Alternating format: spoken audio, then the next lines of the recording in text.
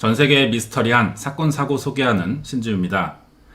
1970년 6월 12일 서울의 법원에서 열린 재판으로 희대의 사건 하나가 알려집니다. 이 법원은 하루 평균 3, 4건 정도의 재판이 열리는 곳이지만 이날은 단 하나의 사건만 열릴 예정이었죠. 사건 사고를 주로 쓰는 기자들은 법원에서 상주하는 경우도 있습니다. 검사와 친해지기도 하고 기사 내용을 공유하거나 교환하는 경우도 많은데요. 그런데 오늘 재판이 하나밖에 없다면 기자들은 그만큼 줄어들 겁니다. 다른 법원을 가야겠죠.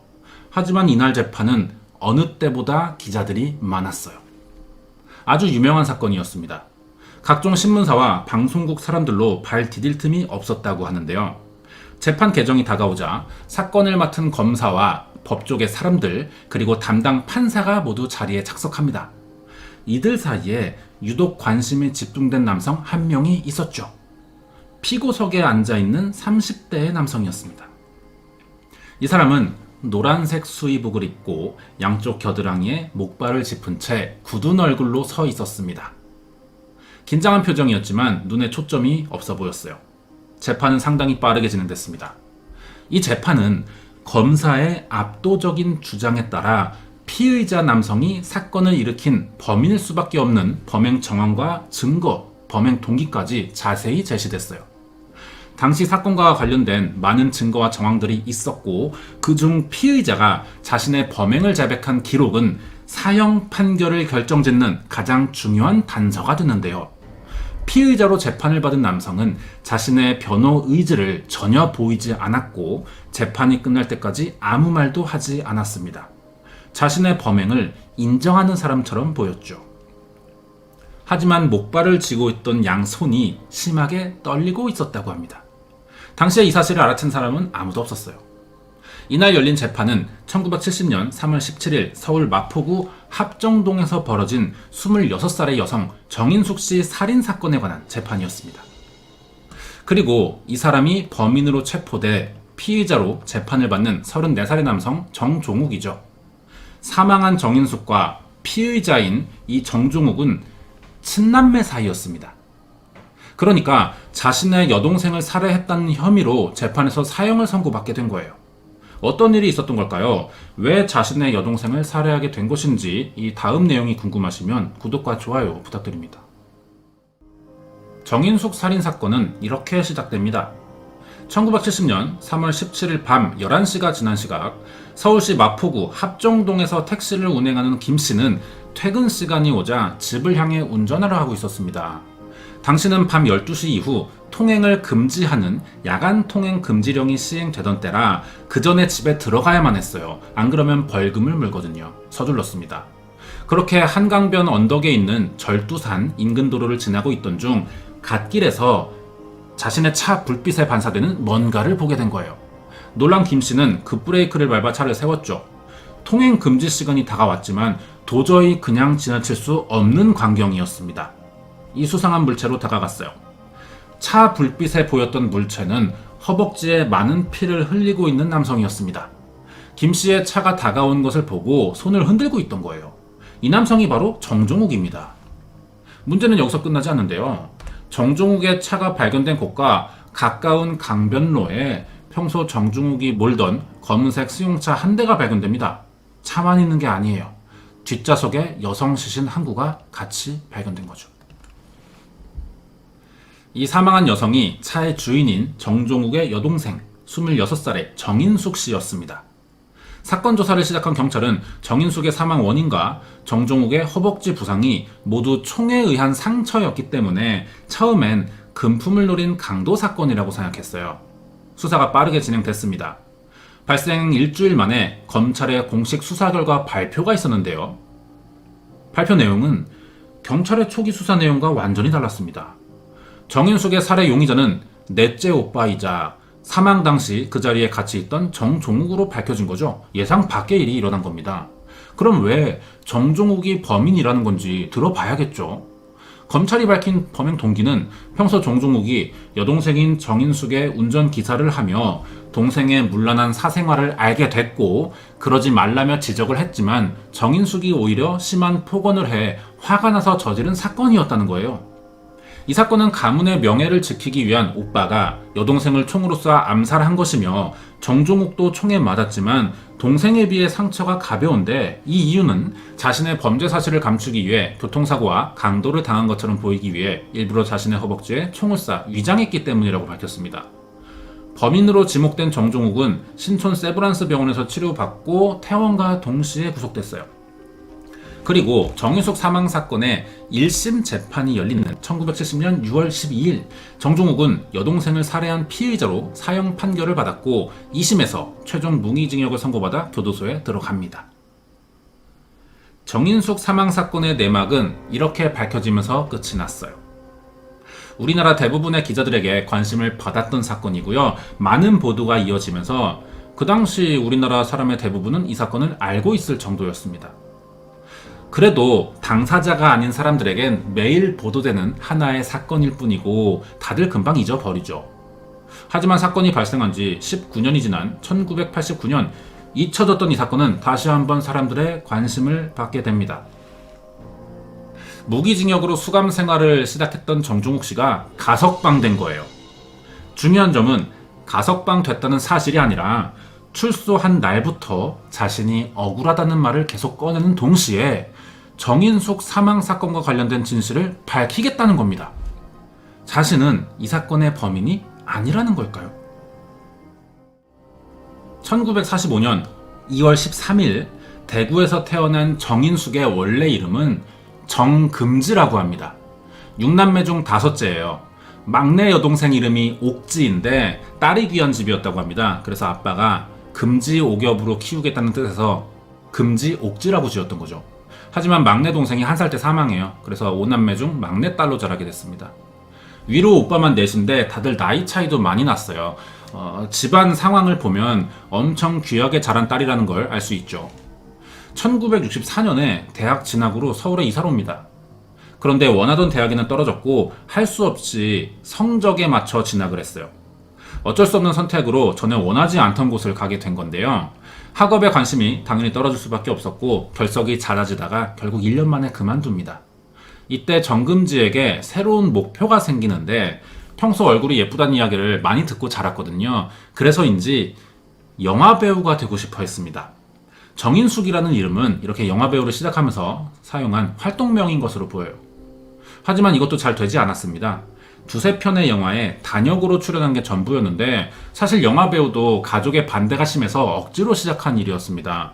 그런데다가 막상 잘 안 되니까 이제 가족들 보기가 곤란해진 거죠. 정인숙은 방황하기 시작했어요. 그러다 우연히 한남동에 비밀 요정을 소개받게 됩니다. 선운각이라고 하는데요. 마땅한 수입이 없다 보니 여기서 일을 시작하게 된 거예요. 이렇게 영화배우를 그만두고 선운각에서 가장 인기 있는 1급 접대부가 됐다고 합니다.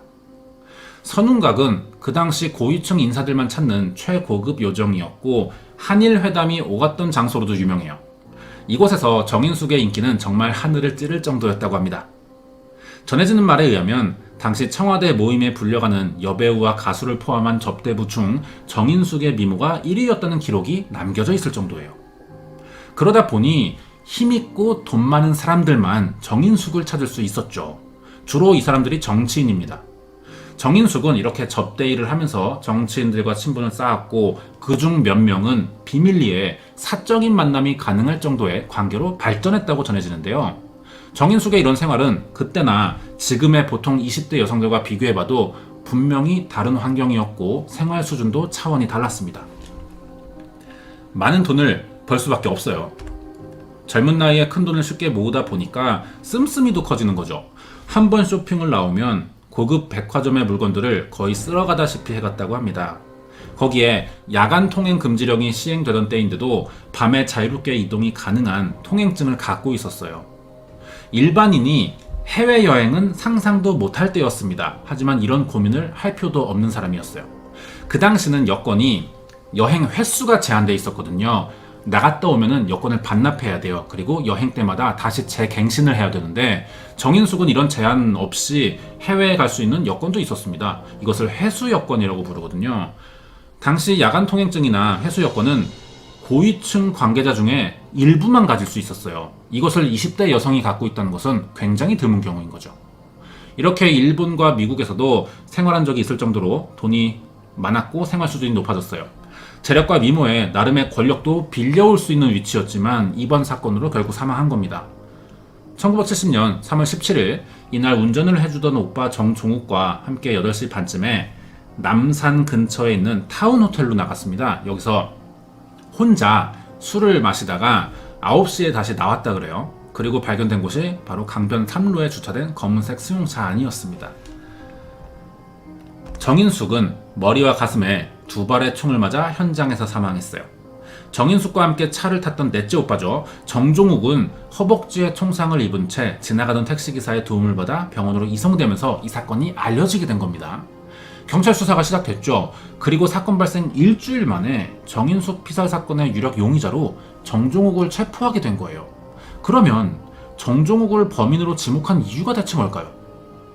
사건을 담당한 검찰 주장에 의하면 정종욱의 손과 옷에서 총을 사용할 때 생긴 화약 반응이 나왔고 정인숙에게 쏜 2발의 총알이 단거리에서 발사돼 모두 급소에 명중한 점과 범행 직후 정인숙이 평소 끼고 다니던 3천만원짜리 반지는 두고 60만원짜리 다이아 반지만 뺀 뒤 자신의 왼쪽 허벅지에 권총을 쏴 마치 제3자에 의한 강도 사건인 것처럼 꾸민 다음 병원에 도착하자 간호사에게 동생의 반지와 시계를 맡겼는데 이것이 범행을 치밀하게 숨기려 한 이유라고 설명했습니다.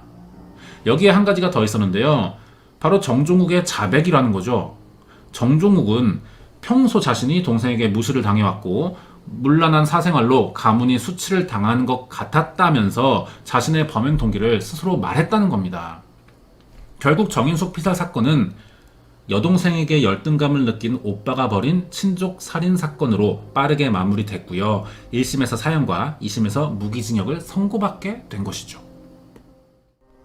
하지만 사건 발생 19년이 지난 1989년 가석방으로 풀려난 정종욱은 자신이 동생을 살해하지 않았다면서 그 당시 자백과 전혀 다른 주장을 하는 겁니다. 정 씨의 새로운 주장에 의하면 사건 당일 외출을 마치고 집으로 돌아가던 중 2명의 남성이 나타나 차를 세웠고 심부름을 하러 왔다면서 차문을 열어달라고 했다는 거예요. 평소 누군가의 심부름으로 정인숙을 찾아오는 사람들은 많았기 때문에 정 씨가 아무 의심 없이 창문을 열어줬다고 합니다. 그러자 갑자기 한 남성이 운전석 창문 밖에서 팔을 뻗어 정인숙을 향해 총을 쐈다는 거예요. 너무 갑자기 벌어진 일에 당황한 정 씨는 소리를 질러 주변에 도움을 청하거나 도망가지도 못했습니다. 그 사이 같이 있던 다른 사람이 자신의 옆구리에 총을 겨눴고 시키는 곳까지 운전하라고 명령을 했다는데요.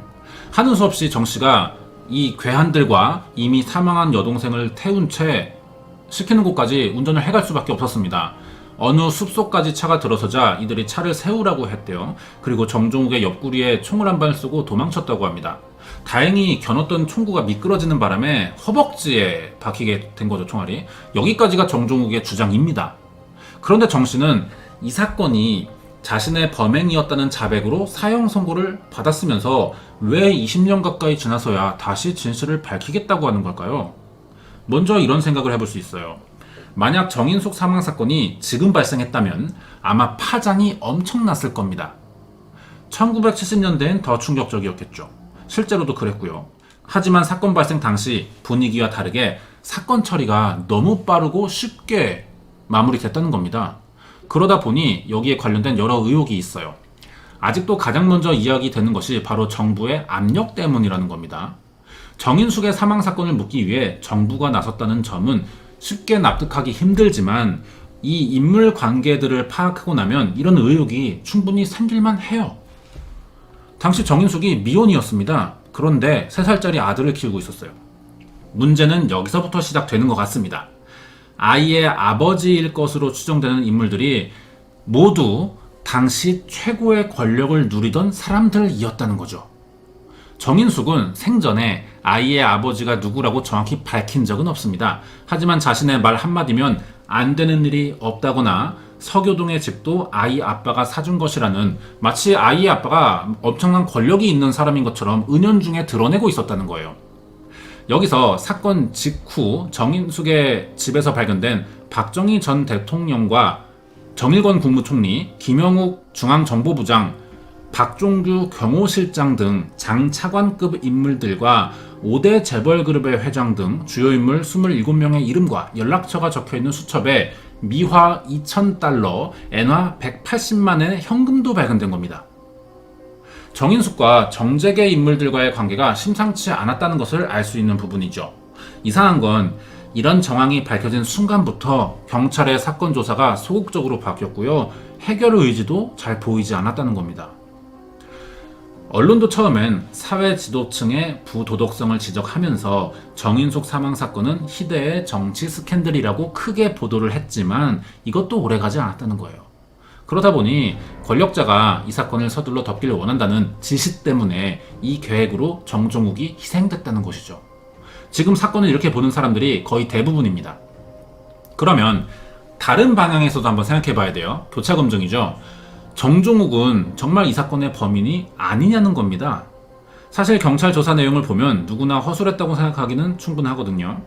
먼저 살해 동기가 충분해 보이지 않았고 범행 현장이 되는 차는 사건 발생 후 몇 시간 지나지 않아서 다른 곳으로 옮겨졌습니다.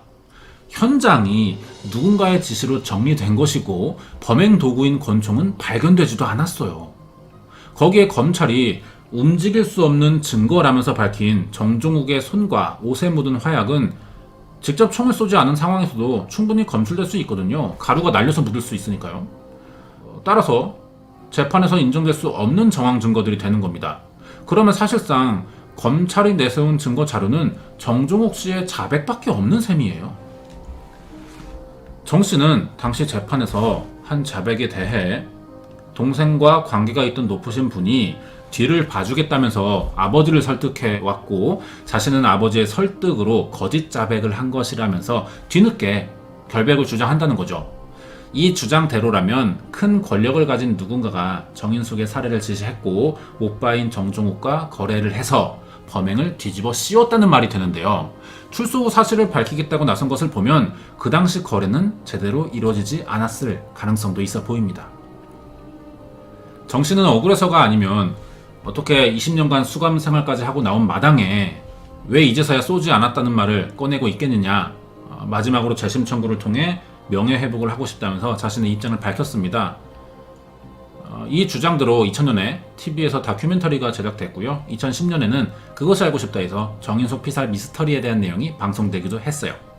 2000년에 처음으로 2명의 괴한들이 국무총리실에서 심부름을 왔다라는 내용도 밝혔죠. 지금 정인숙 피살 사건이 발생 50년이 더 지났습니다. 하지만 아직도 누가 어떤 이유로 살해를 했는지는 명확하게 밝혀진 게 없어요. 과연 정인숙의 오빠인 정종욱의 범행인지 아니면 이 사건을 기획하고 덮은 사람이 따로 있는 것인지 궁금합니다. 하지만 사건이 너무 오래됐죠. 거론되고 있던 인물의 대부분은 이미 사망한 상태예요. 그래서 자세한 확인이 거의 불가능할 것으로 생각됩니다. 준비한 내용 여기까지고요. 이 뒤에 이 사건의 배후로 거론되는 인물들이 누구인지가 나옵니다. 정리해 왔거든요. 참고용으로만 봐주시면 좋을 것 같아요. 이번 내용은 1970년 3월 17일 서울 마포구 합정동에서 일어난 정인숙 피살 사건에 대한 미스터리 사건 파일이었습니다. 네, 관련된 이야기 더 하겠습니다. 이번 사건은 마치 외국에서나 볼 법한 어떤 정치인과 여성 연예인 간의 어떤 스캔들, 이러한 느낌에서 시작된 미스터리한 사망, 이런 느낌도 많이 좀 받게 되고요. 범인을 찾을 수 없어요. 이제는 저는 그렇게 생각합니다. 자, 이제 아까 말한 대로 사건을 기획한 사람이 누구일지를 좀 알아볼 차례인데요. 미리 말씀을 좀 드리겠습니다. 요즘 우리나라가 무슨 사건만 일어나면은 다 이걸 정치적으로 엮어서 생각하려는 경향이 있거든요. 지금부터 거론되는 인물들은요, 제 생각이 아니에요. 이미 그동안 TV나 신문에서 이 사건을 조사해 왔고 여기서 공개된 관계자들의 인터뷰나 여러 기자들이 취재로 밝힌 다양한 글에서 주로 등장하는 내용을 모아온 겁니다. 절대 이게 정치색을 띠는 내용이 아니에요. 처음부터 그렇게 보이도록 진행하지도 않았고요. 그러고 싶지도 않습니다. 이 사건은 어느 여성이 피살됐지만 내막을 밝혀내지 못해 미스터리로 남았다는 이야기였고요. 뒤늦게 그 배우가 정치 권력자일 가능성이 의심된다는 내용이었습니다. 정종욱 씨가 출소 후 밝힌 새로운 내용으로 여러 취재가 이뤄진 결과 정인숙 씨 피살 사건은 정치적 목적에 의해 기획됐을 가능성이 높다는 의심이 꾸준히 있었고 그 의심에서 시작된 조사로 드러난 의혹들을 종합한 겁니다. 첫 번째, 정종욱이 주장한 대로 당시 국무총리였던 정일권이에요. 정일권은 정인숙의 아들인 정성일의 아버지로 가장 유력하게 꼽히는 인물입니다. 1967년에 정인숙과 깊은 관계였어요. 그리고 다음 해죠. 1968년에 정성일이 태어납니다. 그때부터 더 자주 매주 정인숙을 찾아왔었다 그래요. 정인숙이 사망한 이후에도 정성일에게 많은 금전적인 지원을 해준 사람이기도 합니다. 실제로 성인이 된 정성일의 외모가 정일권과 아주 비슷하다 그래요. 하지만 이 사람은 사망할 때까지 정인숙의 아들을 한 번도 친자로 인정한 적이 없습니다. 아들인 정성일의 측근에 의하면 엄마인 정인숙이 이런 말을 자주 했다는 거죠. 내 아들이 당신 아들임을 알리겠다며 정일권을 가끔씩 협박해왔는데 그때마다 이 사람이 꽤 골치 아파했었다고 합니다. 여기에 정인숙이 살해당하자 정인숙과 사귀던 사이인 것은 맞지만 결코 살인은 하지 않았다면서 박정희 전 대통령을 찾아가 무릎을 꿇었다는 이야기도 전해지죠. 여기까지만 보면 당시 국무총리였던 정일권과 사망한 정인숙이 깊은 관계였던 것은 확실해 보이고요. 아이의 아버지일 가능성도 꽤 높아 보입니다. 하지만 중요한 부분이 이거죠. 그렇다고 해서 정인숙을 살해할 만한 이유는 이 사람에게서 아직 보이지 않는다는 거예요. 이 사건의 기획자로 의심되는 두 번째 인물입니다. 5, 6, 7, 8, 9대 대통령이었죠. 박정희 전 대통령인데요. 국무총리인 정일권과 마찬가지로 정성일의 친부로 추정되는 유력 인물입니다. 이 일로 아내인 유경수 여사와 재떨이까지 던지면서 부부싸움을 했다는 일화도 있어요. 김영욱 중앙정보부장은 정성일의 이름이 사실은 박성일이며 이 사실을 감추기 위해 많은 이들이 입을 열지 않은 것뿐이라는 말을 한 적이 있어요. 사건이 벌어지기 몇 개월 전에 정인숙이 아들을 데리고 5개월 정도 미국에서 생활한 적도 있었습니다. 이곳에서 자신의 아이 아버지가 마치 박정희 대통령인 것처럼 떠벌리고 다녔다는 이야기도 전해지거든요. 그리고 귀국한 지 얼마 지나지 않아서 피살 사건이 일어났는데 시기상 아마 재선을 노린 박정희가 혼외자 스캔들에 엮이기 싫어서 살해를 지시한 것은 아닌가 하는 의혹이 남아 있습니다. 세 번째 인물은요. 친오빠예요. 정종욱입니다. 여전히 정종욱이 범인이라는 주장도 있어요. 왜냐하면 이 사진이 말해줍니다. 91년에 찍힌 사진이에요. 출소는 89년에 했고요. 사건의 내막을 알고 있다는 중요 인물이고 억울하다는 주장을 하면서 카메라에 찍히고 있습니다. 그런데 아무리 2년이 지났다고 하지만 저렇게 여유를 부리고 있으면 억울함에 대한 진정성이 의심될 수밖에 없어요. 그리고 이 사람의 진술이 일관되지 않는다는 거죠. 사건 직후 정 씨는 총을 쏜 범인을 40대 괴한 한 명이라고 주장한 적이 있습니다. 여동생과 자신을 쏜 총이 칼빈이라고 했어요. 그리고 나중에는 권총이라고 번복합니다. 착각하기엔 총의 길이가 너무 차이 난다는 거죠. 정확한 권총의 모델은 말하지 않았습니다. 하지만 추정하자면 일반 권총은 16cm 정도 되거든요. 하지만 칼빈은 90cm예요. 이렇게 쏩니다. 이걸 착각할 수는 없어요. 출소 후 범인은 2명이고 1명은 얼굴에 흉터가 있었다는 구체적인 설명을 한 적이 있습니다. 나중에. 그러다 자신도 범인들에게 살해당할까봐 무서워서 앞만 보고 운전했기 때문에 범인의 얼굴은 또 보지 못했다고 말한 적도 있거든요. 당시 수사관이나 판사, 정인숙을 부검한 법의학자들은 모두 자신들의 양심을 걸고 외압은 전혀 없었으며 조사 과정에서 드러난 진실을 은폐하거나 숨기지 않았다고 결백을 주장했는데요. 사실 결백은 그렇게 중요해 보이지 않습니다. 주장에 맞는 증거가 따라주지 않으면 이건 의미가 없는 말이죠. 이 사람들도 누군가의 외압을 받아 거짓 주장을 해주는 걸지도 모릅니다. 분명한 점은 이 정 씨도 사건에서 100% 자유로워 보이진 않는다는 거예요. 그리고 가족도 넷째인 정종욱이 정인숙을 살해한 범인이라 확신한다고 말한 적이 있습니다. 여기까지 이 사건의 범인일지도 모르는 유력 인물들이었고요. 그럼 관련 인물도 알아봐야겠죠. 정인숙의 친자인 정성일 씨입니다. 어머니가 사망하기 전까지 낳아 키웠고요. 친아버지로 유력하게 추정되는 정일권에게 금전적인 지원을 받아왔습니다. 고등학생 때 미국으로 강제 유학을 갔다가 1994년에 정일권에게 친자 확인 소송을 걸어요. DNA 검사를 의뢰했지만 소송 도중 이 국무총리죠. 정일권이 사망합니다. 그래서 이 소송이 멈췄고요, 중간에. 소문에 의하면 정일권의 가족으로부터 소송 취하 대가로 80만 달러를 받은 적이 있다고 합니다. 그리고 나서는 알려진 게 별로 없었어요. 그러다가 갑자기 2007년에 뉴스로 다시 등장합니다. 어느 골프장 사장을 납치해서 골프장 매각 대금을 가로채려고 했다가 검거된 거죠. 검거될 당시에도 강남 유명 호텔과 룸살롱을 다니면서 많은 돈을 써왔다고 합니다. 이 사건으로 납치, 감금, 공문서 위조 등의 혐의가 입증됐고요. 3년형 받았어요. 이 뒤로 다시 소식이 끊겼는데 2010년에 출소했겠죠. 그리고 지금은 어디 있는지 알려져 있지 않습니다. 여기까지예요.